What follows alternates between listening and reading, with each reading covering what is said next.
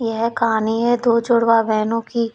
ان میں بہت پیار تھا اور ان کی اچھا کے انوسار ان کی شادی ایک ہی پریوار میں ہی ہو گئی۔ لیکن اس کے بعد کیا ہوا، اس کہانی میں آپ کو پڑھنے ملے گا۔ سسپینس سے بھری ہوئی یہ کہانی سنیے جیا کی زبانی۔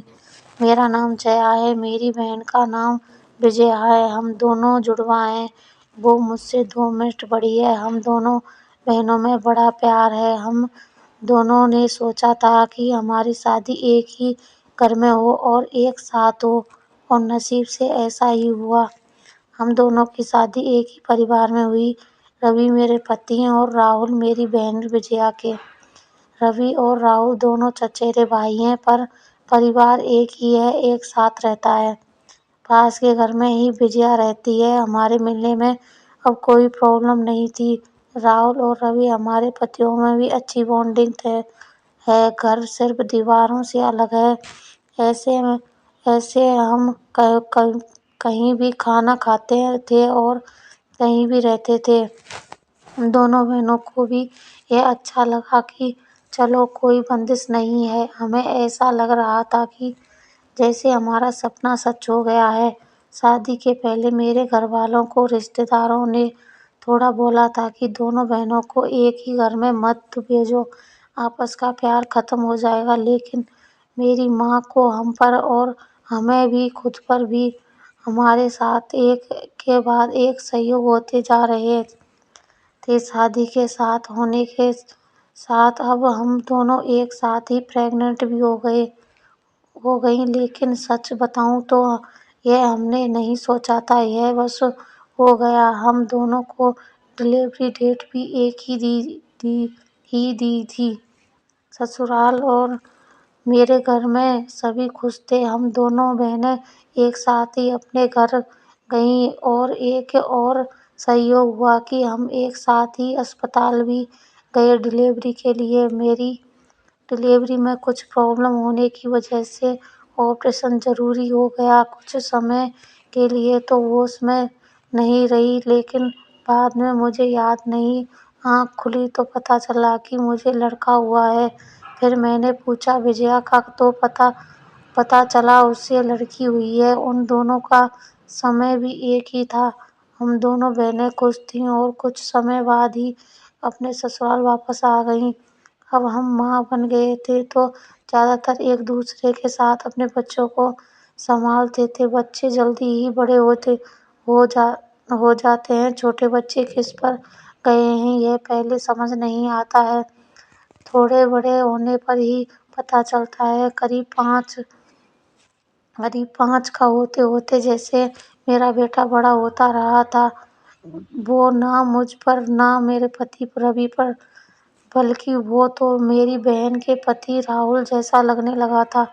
پہلے مجھے لگا کہ یہ مجھے ہی لگ رہا ہے، لیکن ایسا باہر والے بھی کہنے لگے تھے۔ وہ میرے ساتھ جاتا، تب جو ملتا یہی کہتا کہ راہل کا ہے۔ پھر میں منع کرتی، نہیں یہ میرا اور روی کا ہے۔ وجیا کی لڑکی بالکل وجیا کی طرح ہی دکھتی تھی، لیکن میرا بچہ اس کے پتی جیسا کیوں لگنے لگا، یہ بات مجھے سمجھ نہیں آئی۔ میرے پتی کو ایک بار میں نے ایسے ہی ان سے مذاق میں کہا کہ یہ تو راہل جیسا لگنے لگا ہے۔ وہ غصہ ہو گئے، کہنے لگے پاگل ہو گئے، ایسے کچھ بھی مت بولا کرو۔ میری مذاق میں بھی کہی بات پر وہ اس طرح غصہ ہو جائیں گے مجھے پتہ نہیں تھا، لیکن ایسا وہ پہلی بار ہی ہوئے تھے۔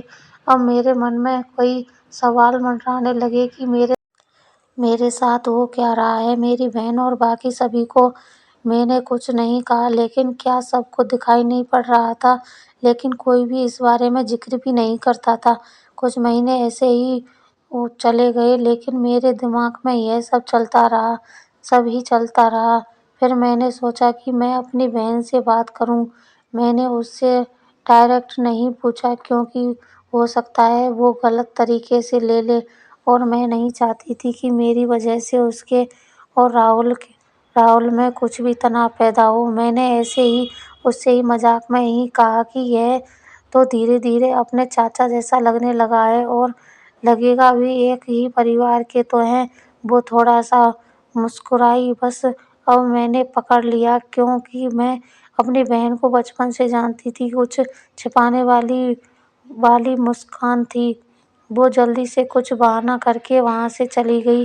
اس گھر میں ایسی کوئی بات ہے جو مجھ سے چھپائی جا رہی ہے؟